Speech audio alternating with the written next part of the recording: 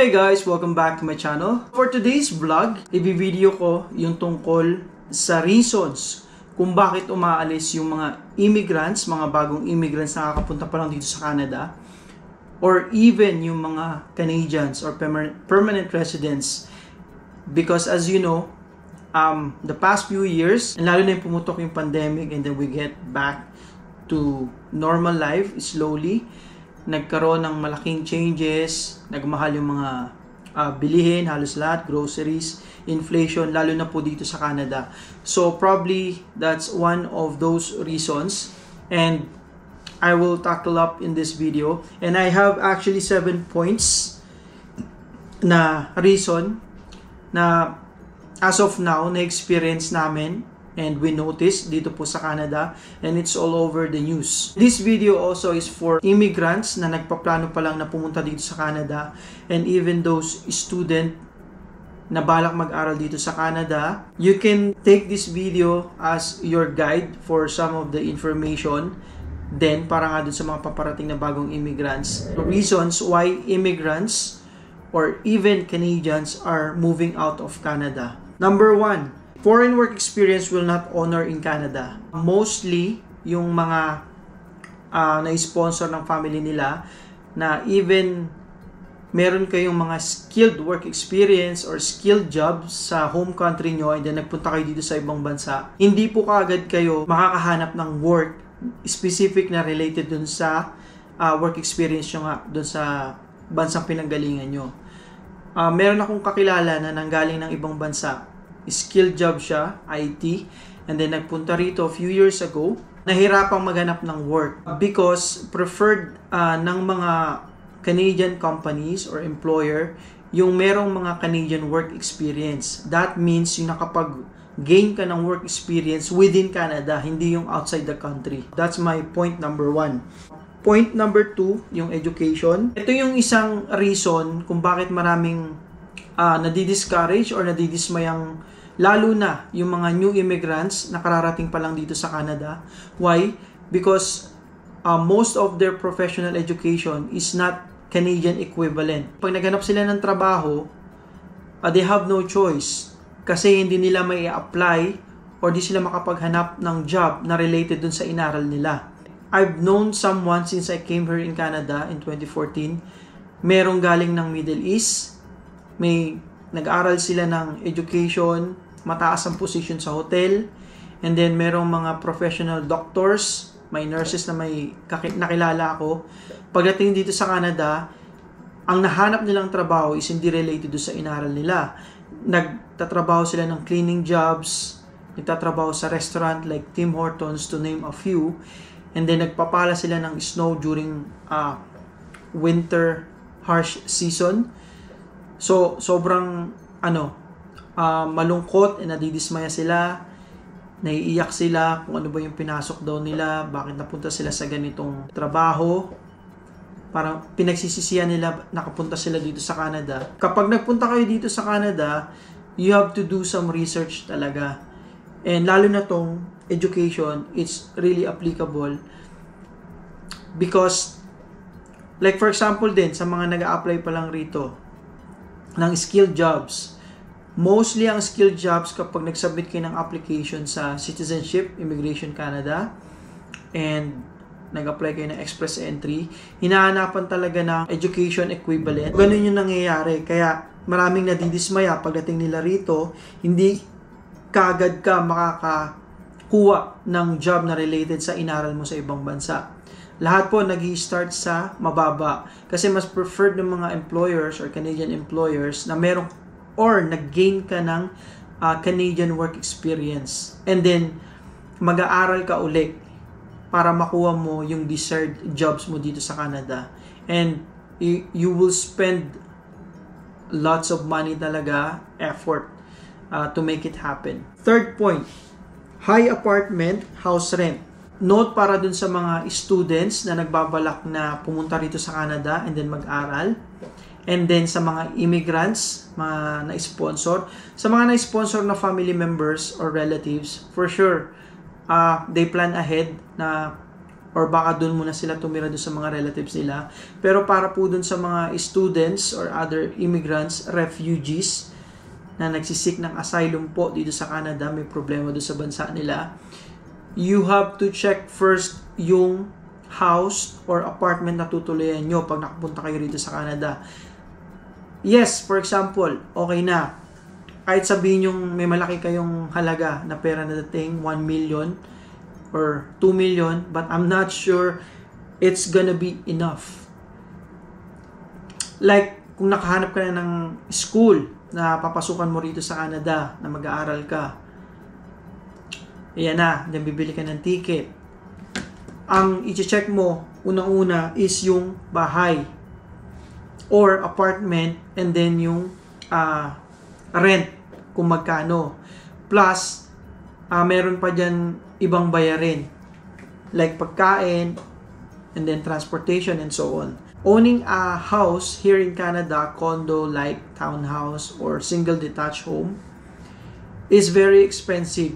Sobrang taas po ng interest rates ng mga bahay ngayon dito and ng mga property, like kagaya dito sa amin. To cite an example, dito po sa Calgary, ang range ng one-bed apartment as of today is 1,400 over.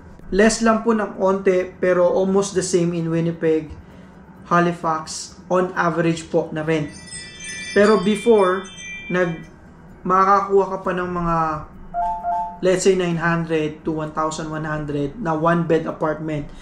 But as of now, really upon checking, ranging 1,400 on average dito po sa Calgary.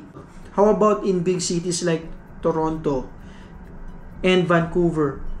Right now, sa Toronto po, I've checked earlier, over $2,600 ang one bed. And then sa Vancouver naman po, averaging 2,800 or more for one bedroom apartment.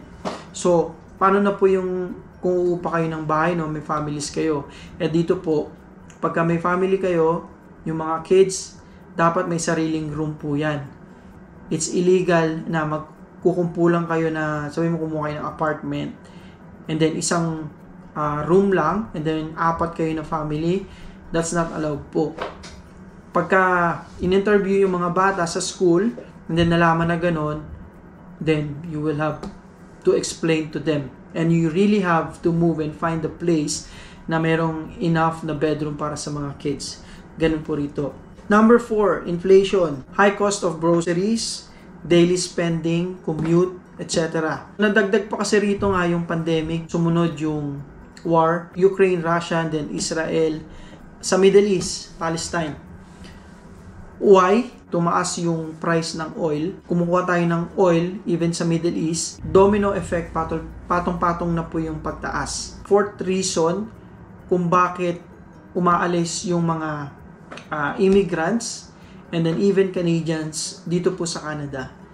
Sa sobrang pagtaas ng mga bilihin. Fifth point ko po is yung tax. So dito po sa Canada, iba-iba ang tax regulation in provinces and territories. To cite an example, dito po sa province namin sa Alberta, dito maganda-ganda ang tax, mababa lang 5% sa mga bilihin. Pero pagdating po doon sa Ontario, which is nandun yung Ottawa, yung capital ng Canada, and then Toronto, doon po ang mabigat. Even sa Manitoba, yung Winnipeg, 13% if I'm not mistaken. Pero sa Ontario, 13% po. Yung 13% na yan sa Ontario, ano yan, combination ng federal tax and then yung sales tax. Kaya naging 13%. O tinatawag nila na HST, na pinapatong nila dun sa lahat ng mga products, services, and then labor.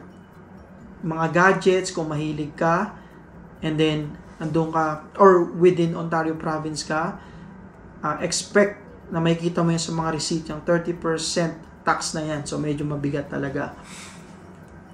Malaki ang sahod ngayon sa Ontario, siya na yung pinakamalaki sa buong Canada, 16.65 or 75. But a few years back, dito sa Alberta, ang pinakamalaking minimum wage, which is $15. Then, Dala ng inflation nga, nagtaasan lahat, lalo sa mga bahay, mortgage, interest rates. Kaya unti-unti yung mga ibang province sumasabay na sa pagtaas, but they said it's still not enough para makapag-catch up dun sa living wage dito sa Canada. 6 points is yung healthcare, which most people said, lalo na yung new immigrants, lalo ako excited, narinig ko na free ang healthcare dito sa Canada, which actually it's not totally free. Kasi ano rin yan may part din doon na kinukuha doon sa tax na binabayad natin. So, hindi siya talaga free. Do dito kasi, ma-appreciate mo kasi talagang nakukuha mo yung benefits. So, parang sa atin, mga new immigrants, lalo sa ating mga Pilipino, na-appreciate natin. Kaya masasabi na natin siguro na inisip ng ibang mga kabayan natin na totally free ang healthcare dito. Which is, again, it's not. So, yun, kinukuha rin po yun sa mga tax. And isa sa nagiging problema ng healthcare is yung pagkakaroon ng family doctor. And to cite an example, yung napunta kami rito noong 2021, nag-move kami from other province. Naghanap kami ng family doctor. So, dito sa Canada, as soon as makarating kayo, magkaroon kayo ng health card, healthcare, sa family nyo, you need to get or find a family doctor. Importante po yun. Para yun yung tututok sa pagpapagamot nyo. Paano ka makakahanap ng family doctor? Like sa amin, nag-move kami rito ng 2021, April, and nakahanap kami ng doctor after months, like September. So imagine, April, May, June, July, August, almost 5 months bago kami nakahanap ng family doctor. Why? Lalo sa big cities, mahirap po makahanap ng doctor. Lalo ngayon, sa dami po ng immigrants ay naghahanap ng family doctor. And kung hindi ka makahanap ng family doctor dito, pwede ka naman mag-walk-in. Pero sa walk-in, doon ka mahirapan talaga. Like, meron akong isang video na pinost dito sa channel. I've waited like 4 to 6 hours. Since nagpunta ako, nag-walk-in ako sa hospital na malapit dito sa amin para lang ma-check yung lagnat ko. And I think meron akong trangkaso nun. So, binigyan lang ako, sa 4 to 6 hours na inantay ko sa hospital sa emergency, binigyan lang ako nung tablet, and then on the spot, pinainom din ako nung time na yun. Imagine yung time na masasayang kung wala kang family doctor and then nag-walk-in ka nga sa clinic or sa hospital, sobrang it's not worth it. Yun po, yung importance and nagiging reason kung bakit nadidismaya yung mga immigrants and even Canadians that they tend to move out of the country. Healthcare system. Lastly, and my number 7 point po, why immigrant or Canadians are moving out of Canada. Increase of crimes in some part of cities here in Canada. Merong instance na nabalita sa Toronto habang sumasakay sila dun sa TTC subway, meron pong sinapak and then merong nanaksak. That's a few months back or even last year. And yun po, yun yung nagiging reason. Kasi ang Canada, kilala yan sa ano talaga mababait talaga ang mga Canadians. Kahit merong mga homeless sa cities, way back, hindi sila nananakit. Pero ngayon, siguro dala nga ng hirap ng buhay, yung gastusin, ang mamahal, and then lahat ng tao gumagamit ng, or yung ibang homeless gumagamit na ng drugs para maibsan yung problema nila sa buhay, yung gutom. So, sa paggamit nila ng kahit anong drugs, yun yung nagiging cause. Gumagawa sila ng masama, even kahit naglalakad ka lang sa mga malalaking cities, even sa Vancouver. Marami akong napapanood ko sa news and even mga vlogs. Sobrang dami nag-build up yung mga homeless nila. And Vancouver area. Dito sa Calgary, wala pa naman ganong major news na nangyayari. Meron pangilan-ngilan, pero hindi naman kasing grabe sa mga big cities like Toronto, and then Vancouver. Just to add and name a few as well, is yung immigrant or target immigrants na kinukuha ng Canada papunta rito. Even mga refugees, hindi nila maiwasan kasi ang Canada, it was built through immigration talaga. The past few years, since itong bagong government nga ay nanalo si Trudeau, sobrang dami nilang immigrant na kinukuha. Even nagluwag sila sa dami ng students na i-accept nila. But later, na-realize nila dito nasa news na sa sobrang dami, students, immigrants, refugees, wala silang sapat na housing para doon sa mga paparating. Yun yung nagiging cause ng taas ng rent dito ngayon sa Canada. And that's it for today's vlog, mga kabayan. If you like this video, please give it a thumbs up. Just click the like button and share. And till next time, and we'll see you again. Bye-bye!